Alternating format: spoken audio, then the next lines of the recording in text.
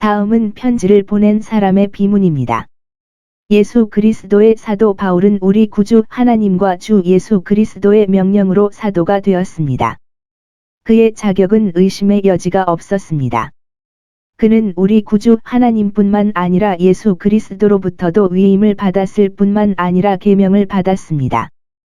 그는 그리스도의 복음을 전파하는 자요, 그리스도의 왕국의 일꾼이었습니다. 주목하십시오. 하나님은 우리의 구주이십니다. 대쉬 우리의 희망이신 예수 그리스도. 예수 그리스도는 그리스도인의 희망이심을 주목하십시오. 우리의 희망은 그에게 있고 영생에 대한 우리의 모든 희망은 그 위에 세워져 있습니다. 그리스도는 우리 안에 영광의 소망이시다. 골 1시 27분. 그는 디모데를 자신의 아들이라고 부르는데 이는 그가 그의 회심의 도구였기 때문이며 그가 그를 섬기고 복음 안에서 그와 함께 섬긴 아들이었기 때문입니다. 디모데는 바울에 대한 아들의 의무가 부족하지 않았고 축복은 우리 아버지 하나님으로부터 오는 은혜와 자비와 평강입니다.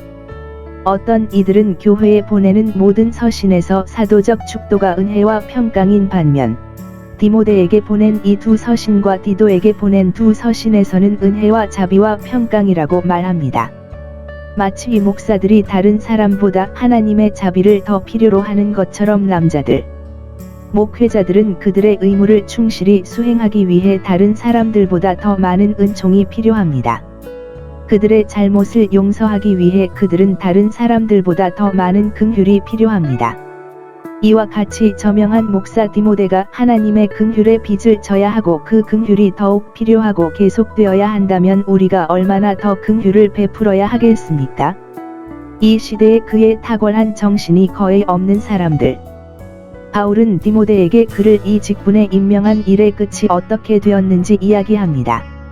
나는 에베소에 유하기를 간청했습니다. 디모데는 바울과 함께 가고자 하는 마음이 있었고 그의 밑에서 가기를 거려했지만 바울은 그렇게 하기를 원했습니다. 그것은 공공 서비스를 위해 필요했습니다.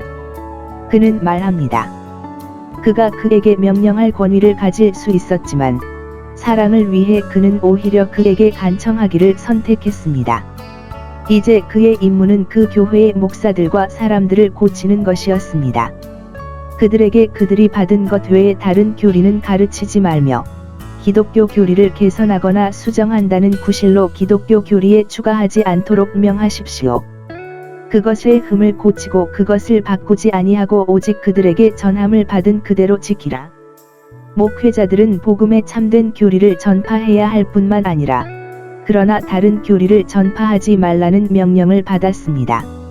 만일 하늘로부터 온 천사가 다른 교리를 전하면 저주를 받을지어다. 할 일, 달. 사도 시대에 기독교를 부패시키려는 시도가 있었다. 우리는 말씀을 부패시키는 자가 많지 않음. 고후 2시 17분. 그렇지 않았다면 디모데에 대한 이 비난은 무사했을 것이다. 자기가 다른 교리를 전파하지 않도록 주의할 뿐 아니라 다른 사람들에게 권하여 그들로 하여금 복음에 아무것도 더하지도 말고 빼지도 말고 오직 순전한 복음을 전하게 하라. 그리고 부패하지 않은 또 그들의 우화와 끝없는 족보와 말다툼에 대하여 삼가야 할지니라.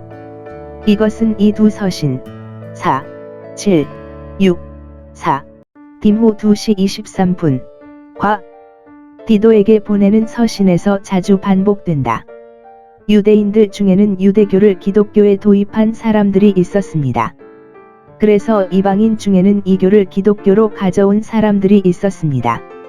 너희는 삼가 이것들을 삼가라. 그렇지 아니하면 너희 가운데서 종교를 부패시키고 파멸하게 하려 함이라. 그들이 덕을 세우는 것이 아니라 질문을 하는 것이니라고 그는 말합니다. 목사가 질문하는 것은 교화를 위한 것이 아닙니다. 의심스러운 논쟁의 여지를 주는 것은 교회를 세우는 것이 아니라 무너뜨리는 것입니다. 그리고 제 생각에는 사도들로부터 이 시대에 이르기까지 사역의 중단 없는 계승, 감독 서품의 절대적인 필요성과 같이 경건한 교화보다 성역을 베푸는 다른 모든 것은 우리가 부인하고 무시해야 한다고 생각합니다.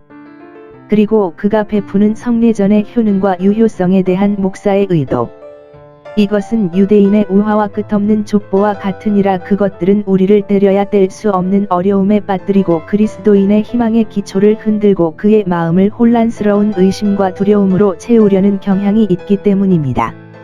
경건한 교화는 목사들이 모든 설교에서 목표로 삼아야 하는 최종 목표로, 그리스도인들이 경건에서 발전하고 복되신 하나님을 더욱 닮아가도록 하는 것입니다. 더 나아가 경건한 교화는 믿음 안에 있어야 합니다. 복음은 우리가 세우는 기초입니다. 우리가 처음에 하나님께 나아가는 것은 믿음으로 말미암고, 히 11, 6. 우리가 덕을 세우는 것도 같은 방식과 같은 믿음의 원칙에 따라야 합니다. 다시 말하지만 장관들은 분쟁을 야기할 수 있는 한 최대한 피해야 합니다. 그리고 논쟁의 여지가 없는 종교의 위대하고 실제적인 요점을 주장하는 것이 좋을 것입니다.